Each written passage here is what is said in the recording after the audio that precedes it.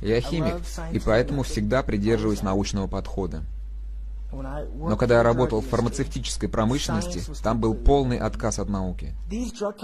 В этих фармкомпаниях при нами не смущались говорить следующее: учтите, мы разрабатываем лекарства только для снятия симптомов. Мы не лечим. Так что это просто бизнес, позволяющий продавать человеку препарат снова и снова. Но если закончатся симптомы, что делать, чтобы продолжать продавать препараты? Следующий уровень маркетинга – это изобретение болезней. И если больше нет симптомов и закончилась клиентура для продаж, остается выдумывать болезни. С психиатрическими препаратами вы можете изобретать заболевания бесконечно. Есть два слова, которых боится психиатр. Два слова. Докажите это. Если доктор не может доказать,